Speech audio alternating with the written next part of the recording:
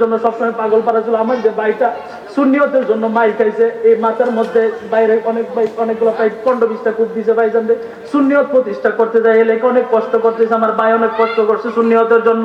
তারপরেও আমি যখন পঙ্গু হাসপাতালে ভাইজানদের দেখতে গেছি, যাই আমি চোখের পানি ছেড়ে দিছি, আর মুখে ছিল হাসি। কিন্তু আমি মনে মনে চিন্তা করলাম, ভাই আবার বলতে পারে হ্যাঁ আমার দেখতে এসে হাসে করে, কিন্তু আমি হাসতেছিলাম যে আমার ভাইটারে আল্লাহ হায়াতে রাখছে। মাথা বা কন্যা মদিনাওয়ালার উসিলায় যে অবস্থা ছিল, ভাবছি ভাই মনে হয় আর দুনিয়াতে থাকবে না। মনটার মধ্যে বড় ভয় ছিল, অস্থিরতা। তখন কাদিয়াতে হোস্টেলে ছিলাম, মনের মধ্যে বড় অস্থিরতা, দেখতে যাইতে পারি না। বড় ভাই যাইবে দেখতে, বড় ভাইরে ফোন দিলাম, ভাই তুমি আমার হাজি বাইরে দেখতে যাইবা, তুমি একা যাও না, আমারও নিয়ে যাও। ভাই যা আমার নিয়ে পঙ্গু হাসপাতাল গেল, বাইরে দেখে এত খুশি লাগছে। আল্লাহর কাছে এখনো বলি আমার ভাইজানের হায়াতের মধ্যে যেন আল্লাহ বরকত বাড়ায় দেন। সকলে পড়েন আল্লাহুম্মা আমিন। তবে একটা সম্পদ, আল্লাহর ইবাদত করতে হবে। কলবের মধ্যে নবীর মহব্বত ছাড়া ইবাদতে আপনার কোনো কাজে আসবে না। আপনি যখন নিরিবিলি বসবেন, মহব্বতের সাথে মুর্শিদ কেবলার অন্তরের মধ্যে প্রেম ভালোবাসা নিয়ে কামলে ওয়ালা নবীকে ডাক দিবেন, আমার মাওলা আপনার প্রতি খুশি হয়ে যাবে। শুধু আমার মাওলা আপনার প্রতি খুশি হবে তা নয়, যদি মুর্শিদ কেবলার চরণ ধরে গো আমার কাবলে ওয়ালা নবীকে ডাক দিতে পারেন, আমার কাবলে ওয়ালা নবী আপনার বাঙ্গা করে এসে দিদার দিয়ে দিবে। চিৎকার মেরে বলুন ইয়া রাসূলুল্লাহ।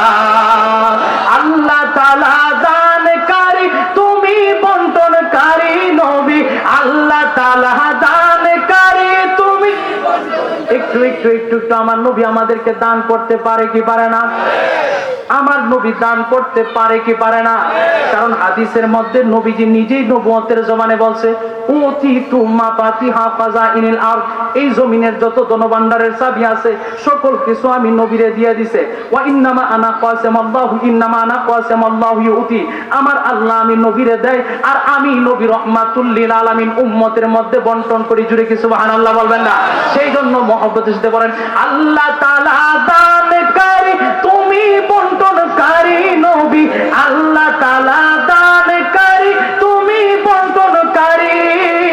তোমারই বন্টনে ভাগ পেয়েছে যেই জনে, বলে না তোমারই বন্টনে ভাগ পেয়েছে যেই জনে, গিয়েছে কপাল খুলে গো নবীজি, গিয়েছে কপাল খুলে গো নবীজি, মালা গেঁথেছি আখি দোলে নবী গো, মালা গেঁথেছি আখি দোলে। তাহাজ্জুদ পড়িয়া রহিলাম চাহিয়া, তাহাজ্জুদ পড়িয়া রহিলাম চাহিয়া, তুমি আসিবা বলে গো নবীজি, তুমি আসিবা বলে গো নবীজি, মালা গেঁথেছি আখি দোলে নবী গো, মালা গেঁথেছি আখি দোলে। একটি জবানও বন্ধ রাখবেন না, জবান খুলে বলেন ইয়া রাসূলুল্লাহ।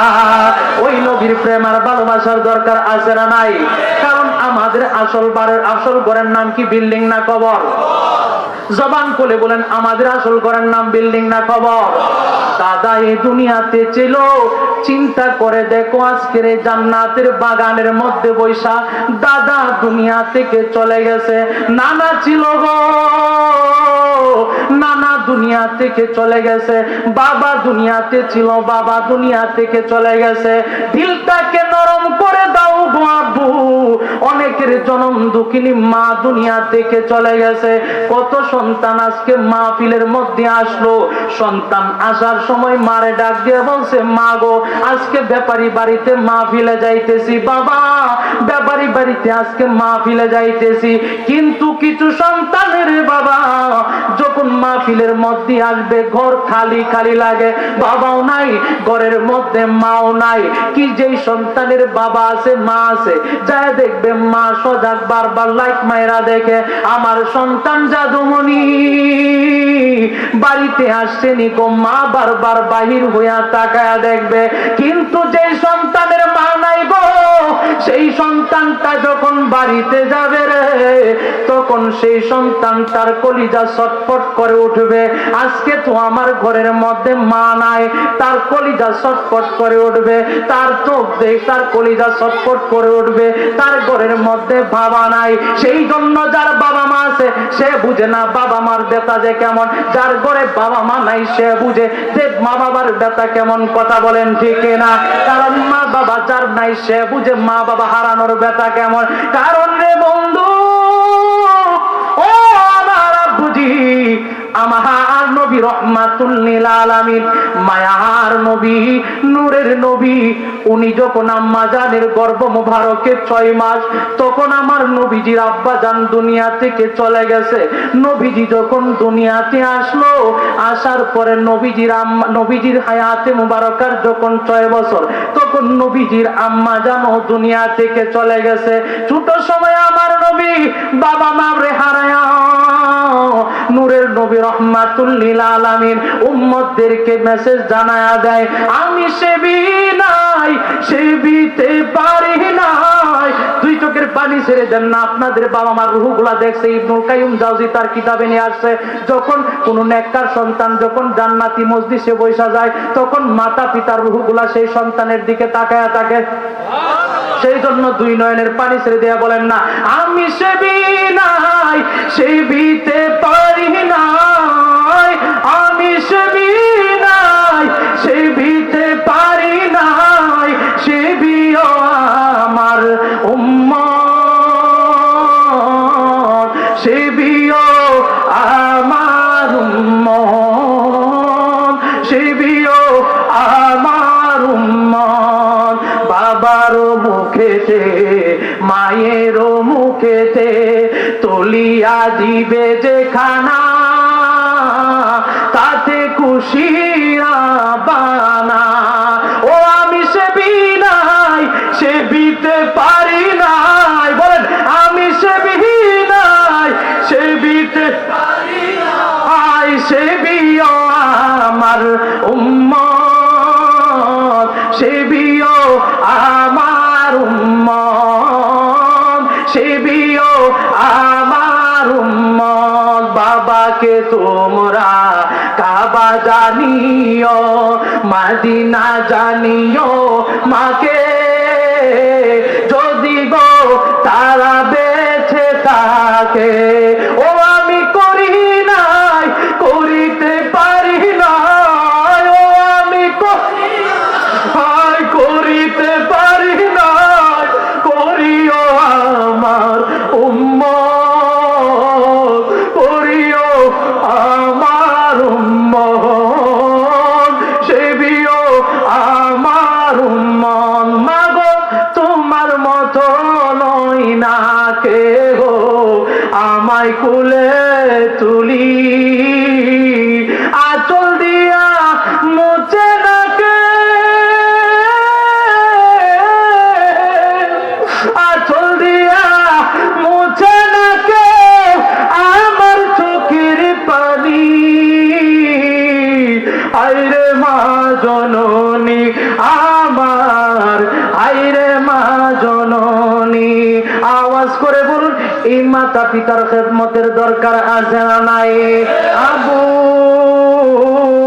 ও আমার কলিজার টুকরা বাবারা, মুরব্বী বন্ধুরা রে, বা আমার মুরব্বী বাবাজিরা, পর্দানিশীন মা ও বোনেরা, আপনারা অত্যন্ত মহব্বত নিয়ে আজকে বসলেন। আমি আলোচনার জন্য বসি নাই, আলোচনার দিকে আমিও যাবই না, শুধু আপনাদের দোয়া নেওয়ার জন্য আমি হাজির হয়ে গেলাম। যেহেতু আমাদের বাবা মা এই দুনিয়া থেকে চলে গেছে, আমাদেরকেও এই অন্ধকার কবরে যাইতে হবে কি হবে না? এই আওয়াজে মারিনা জবান খুলে বলেন, আমাদের অন্ধকার কবরে যাইতে হবে কি হবে না? আম্মা জানাইছেন সিদ্দিকা রাদিয়াল্লাহু তাআলা নূরের নবী হায়াতুন নবী জিন্দা নবীরে ডাক দিয়ে একদিন বলে, ইয়া রাসূলুল্লাহ ইয়া হাবিবাল্লাহ, নবী গো, ও মায়ার নবী, একজন মৃত ব্যক্তি যখন সে দুনিয়া থেকে চলে যায় তখন তার জন্য সবচাইতে কষ্টের বিষয় কোনটা? তার জন্য সবচাইতে কষ্ট লাগে কখন? মায়ার নবী নূরের নবীকে আম্মাজান আয়েশা এই কথা জিজ্ঞাসা করার পরে আম্মাজান আয়েশারে ডাক দিয়ে আমাদের নবী বলেন, ও আয়েশা শোনো শোনো শোনো, যে একজন ব্যক্তি অনেক কষ্ট করে বিশাল বড় একটা বিল্ডিং তৈরি করলো, অনেক বড় বাড়ি তৈরি করলো, এত সুন্দরভাবে সাজাইলো, এসি করলো, জাজিমের বিছানা দিল, সে এই বিছানার মধ্যে আরামে থাকার জন্য। কিন্তু যখন ব্যক্তিটার রূহ চলে যায়, চলে যাওয়ার পরে মানুষ পাগল হয়ে যায় তারে ঘর থেকে বের করে দেওয়ার জন্য, সন্তানেরা পাগল হয়ে যায় সেই ব্যক্তিটাকে ঘর থেকে বের করে দেওয়ার জন্য। আম্মা জান আয়েশারে আমার নবী ডাক দিয়া কয়, আয়েশা, তখন মৃত ব্যক্তিটা চিৎকার মারতে থাকে আর কাঁদতে থাকে, বলতে থাকে, রে ও আমার কলিজার টুকরা সন্তানেরা, ও আমার আত্মীয় স্বজনেরা, তোমরা এত তাড়াতাড়ি আমাকে ঘর থেকে বের করে দিও না। তারপরেও সন্তানেরা তাকে ঘর থেকে বের করে দেয়। যখন ঘর থেকে বের করে দেয়, আম্মা জান আয়েশা ডাক দিয়া কয়, ইয়া রাসূলুল্লাহ, নবী গো, ও মায়ার নবী, একজন মৃত ব্যক্তির জন্য তারপরে সবচাইতে কষ্টের সময় কোনটা? আমার নবী ডাক দেয়া কয়, আয়েশা রে, ও আয়েশা, যখন মৃত ব্যক্তিটাকে গোসল করানোর জন্য তাড়াতাড়ি করে ঘর থেকে বের করে দেয়, তার জন্য সবচাইতে বড় কষ্টের সময়, কথা বলেন ঠিক কিনা? জবান খুলে বলেন ঠিক কিনা? তাদের জন্য এত কাটাকাটি করলেন, এত কিছু করলেন, মৃত্যুর সময় কেউ আপনার আপন হলো না, ঘর থেকে বের করে দেয় গোসল করানোর জন্য। যখন গোসল করানোর জন্য ব্যক্তিটাকে নিয়ে আসে, নিয়ে আসার পরে যখন গোসল করানোর জন্য তার দেহের জামাটা খুলতে যায়, মৃত ব্যক্তিটা কাঁদতে থাকে আর বলতে থাকে। এই মৃত ব্যক্তির কথাটা জিন শুনে না আর মানুষ শুনে না, বাকি পশু পাখি সবাই সেই মৃত ব্যক্তির কান্না শুনতে পায়। এই মৃত ব্যক্তিটা কান্দে আর বলে, রে বাবা, ও আমার কন্যারা রে, তোদের জন্য আমি এত কিছু করলাম রে, এত তাড়াতাড়ি আমাকে ঘর থেকে বের করে দিলি। যখন গোসলের নাম দিয়ে গোসল করানোর জন্য ঢুকায় ফেলে, গোসল করানোর জন্য যখন তার জামা কাপড় গুলা খুলতে থাকে, যখন তার এই মহব্বতের জামা কাপড়, আমরা যখন জামা কাপড় শরীরের মধ্যে লাগাই রে বাবা, কত যত্নের সাথে লাগাই, শরীরের মধ্যে আতর ব্যবহার করি, সেন্ট ব্যবহার করি, পারফিউম ব্যবহার করি, কিন্তু রে আপু, ও আব্বা, তুই আর আমার কলিজার টুকরা বাবারা রে, ও আমার বাবা, আজকে জান্নাতের বাগান সাজানো হলো, আখিরি মোনাজাত না করে যাবেন না, আমার মুর্শিদ কেবলাকে নিয়ে বলবেন যেন আমার আল্লাহ আজকে মুর্শিদ কেবলার উসিলায় আমাদের সকলের খাস নেওয়ার জন্য কবুল করে নেই। সকলে বলি আল্লাহুম্মা আমিন।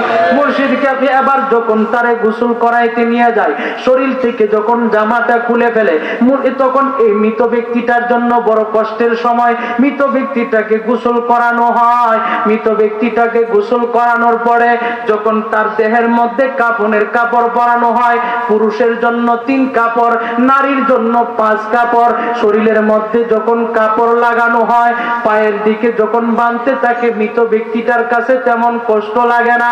যখন মৃত ব্যক্তিটার পায়ের কাছে বাঁধে কষ্ট লাগে না, মৃত ব্যক্তিটার মাঝে যখন বাঁধে কষ্ট লাগে না।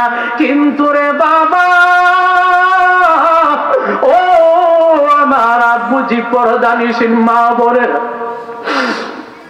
যখন চেহারাটা বাঁধতে যায়, মৃত ব্যক্তিটা চিৎকার মানতে থাকে আর বলতে থাকে, রে হাই, আর কিছুক্ষণ তোমরা আমার চেহারাটা খুলে রাখো, কিয়ামতের আগে তো আমার আর এই চেহারা দেখতে পারবা না, জীবনের মতো চিরদিনের জন্য চেহারাটা বন্ধ করে দিবা, চেহারাটা একটু খুলে রাখো। সন্তানেরা এই কথা শুনে না তার চেহারাটা বন্ধ করে দেয়। জানাজার মাঠের মধ্যে যখন নিয়ে যায়, জানাজার দেওয়া শেষ, এবার যখন মৃত ব্যক্তিটাকে নিতে থাকে, আম্মা জান আয়েশা বলেন, ও ইয়া রাসূলুল্লাহ, ইয়া হাবিবাল্লাহ, মৃত ব্যক্তির জন্য সবচাইতে কঠিন সময় তারপরে কোনটা?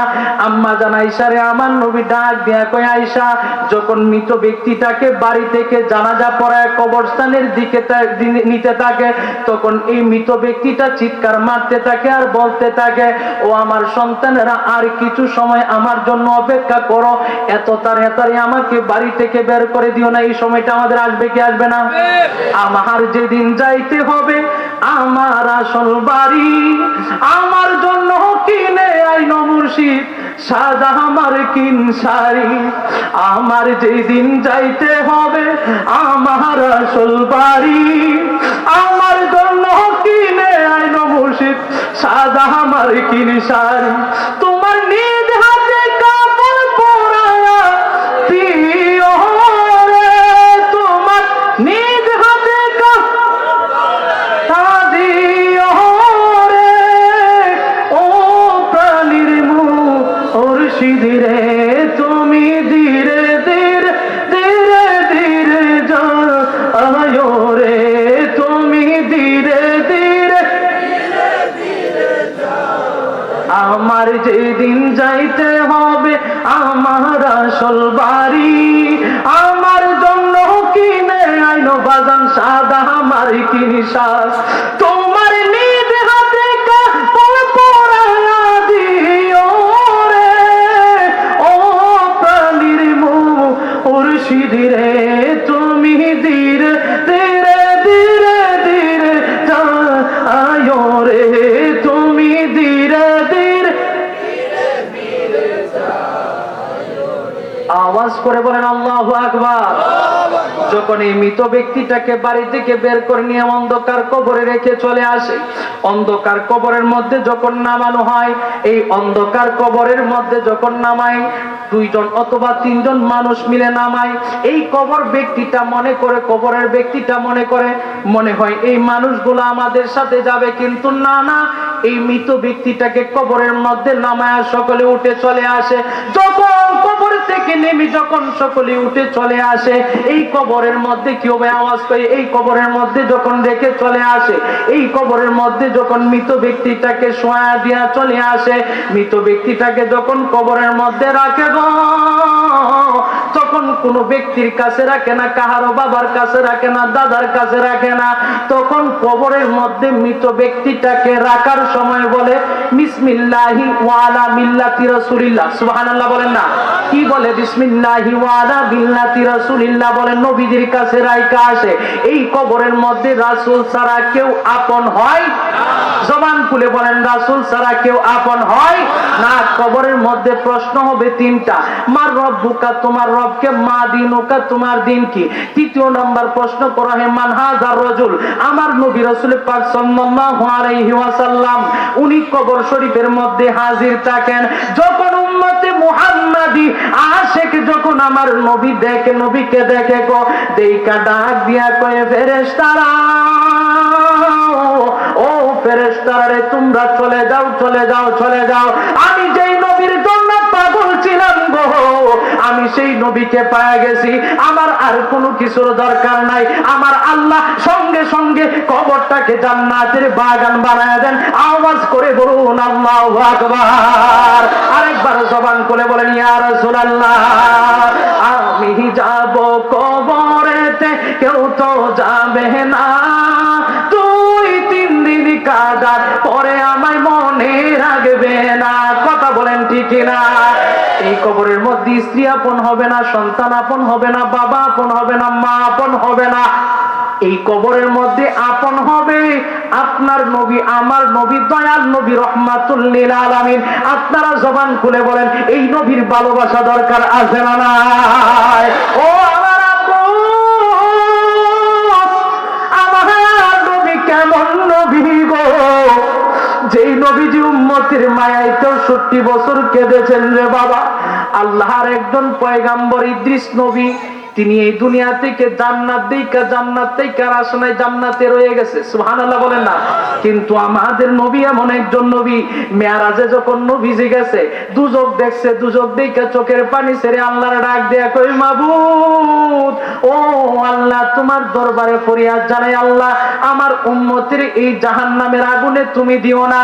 যখন আমার নবী জান্নাত দেখছে, চোখের পানি ছেড়ে কই, আল্লাহ আমার একটা উম্মতেরও জাহান্নামে দিও না, আমার উম্মত গুলার এই জান্নাত দান করে দিও। জুড়ে কি মারহাবা বলবেন না? কিন্তু রে আবুদ, ও আমার পর্দানিশীন মা বোনেরা, আল্লাহর একজন পয়গাম্বর, যার নাম হলো ইদ্রিস নবী। মারহাবা কর না। একদিন মালাকুল মউত আল্লাহর ডাক দিয়ে বলতেছে, আল্লাহ ও মাবুদ গো, তুমি যদি আমার একটু অনুমতি দাও, ইদ্রিস নবীর সাথে আমি বন্ধুত্ব করতে চাই। ইদ্রিস নবীর সাথে বন্ধুত্ব করতে চাই কে? আল্লাহর ফেরেশতা মালাকুল মউত আজরাইল বন্ধুত্ব করতে চাই। আল্লাহ কয়, যাও, তোমারে অনুমতি দিলাম। ইদ্রিস নবী হইল এমন একজন নবী, যিনি সমস্ত দিন রোজা রাখতো, আল্লাহর জান্নাত থেকে ইফতার আসতো, দুনিয়াতে বৈশা তিনি জান্নাতি ইফতার খাইতেন, যতটুকু খাইতেন, খাওয়ার পরে যতটুকু থাকতো, আবার আল্লাহর জান্নাতে চলে যাইতো, পরের দিন আবার রোজা রাখতো, আল্লাহর জান্নাত থেকে ইফতার আসতো, তিনি দুনিয়াতে বসে ইফতার খাইতেন, যতটুকু থাকতো চলে যাইতো। সুবহানাল্লাহ কি বলবেন না? সমস্ত দিন এরকম ভাবে তিনি রোজা রাখতেন।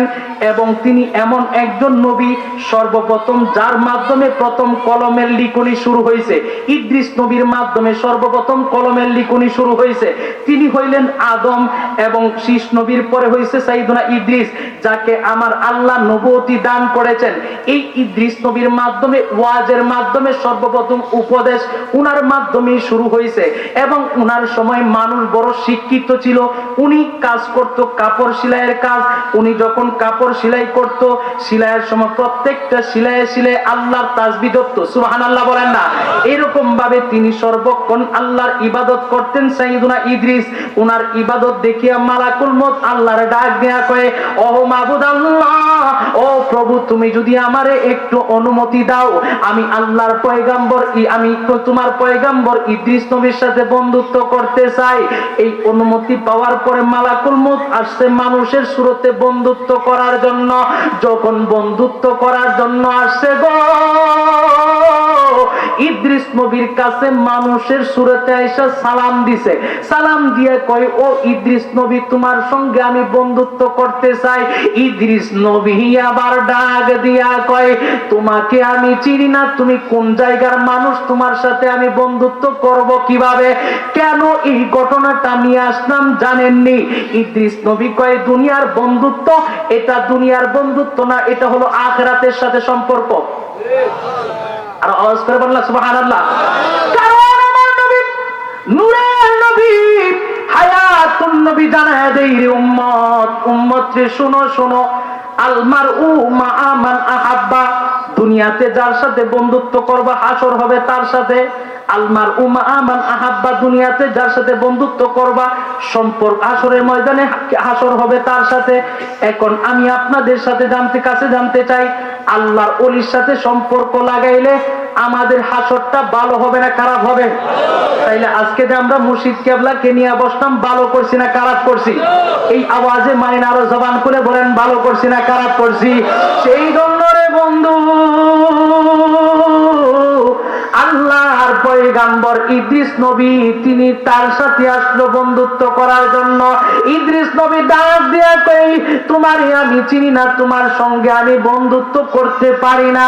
এবার মালাকুল মউত কই, আমারে কি তাইলে আপনার সঙ্গে কয়েকদিন থাকার অনুমতি দেওয়া যায়নি? কই, ঠিক আছে, যাও, তোমারে অনুমতি দিলাম, কয়েকদিন তুমি আমার সাথে থাকতে পারো। মালাকুল মউত মানুষের সুরতে সাইয়েদুনা ইদ্রিস নিয়ে চলতে শুরু করলো। হঠাৎ করে রাস্তার পাশে দেখতে পেল আঙ্গুরের বাগান। ইফতারের সময় সাইয়েদুনা ইদ্রিস ইফতার খাইছে। সঙ্গে যে মানুষ সুরতে মালাকুল মউত আসছে, তারে বলছে ইফতার খাওয়ার জন্য। আপনারা বলেন, জ্ঞানী মানুষ, ফেরেশতারা কি খায়নি? জোরে বলেন না, খায়নি? আওয়াজে মনে হয় ফেরেশতারা খা। জোরে বলেন, ফেরেশতারা খায়নি? মালাকুল মউত মানুষের সুরতে কোন আমি খাইতাম না। কই, ঠিক আছে, চলেন, এবার নিয়ে রওনা দিছে। হঠাৎ করে একটা বাগান দেখছে। বাগান দেখা কয়, এখান থেকে নেন, কিছু খাই। এবার সাইদুনা ইদ্রিস কয় আপনারে বললাম পবিত্র খাবার জান্নাতি খাবার খাইতে, ওইটা খাইছেন না। আরেক বেটার গাছের দেখে ফল দেখে পাগল হয়ে গেছেন খাওয়ার জন্য। ইদ্রিস তুমি দিছে ধমক, কয় আমি আরেকজনের গাছের ফল অনুমতি ছাড়া খাইতে পারবো না। কয় ঠিক আছে। এবার ইদ্রিস নবী এই মালাকুল মুত্তারের সাথে নিয়ে সামনের দিকে রওনা দিছে। কিছু দূর যাওয়ার পরে দেখলো একটা ছাগলের পাল। ছাগলের পাল দেখার পরে এবার ইদ্রিস নবীরে ডাক, ইদ্রিস নবীরে বলতেছে চলেন এখান থেকে একটা ছাগল ধরে নে জবাই করে খাই। ইদ্রিস নবী দিছে আরেক ধমক, ধমক দিয়ে কয় আপনি মানুষের খাবার দিকে পাগল হয়ে যান কেন? সুবহানাল্লাহ কে কইবেন না? আরেকজনের জিনিস দেখে পাগল হয়ে যান, অথচ জান্নাতি খাবার খাইতে বলি আপনি জান্নাতি খাবার খাইতে চান না। এরকম ভাবে 3 দিন চলে গেছে। ইদ্রিস নবী চিন্তা করে রে, এটা তো সাধারণ কোন মানুষ হইতে পারে না। সুবহানাল্লাহ।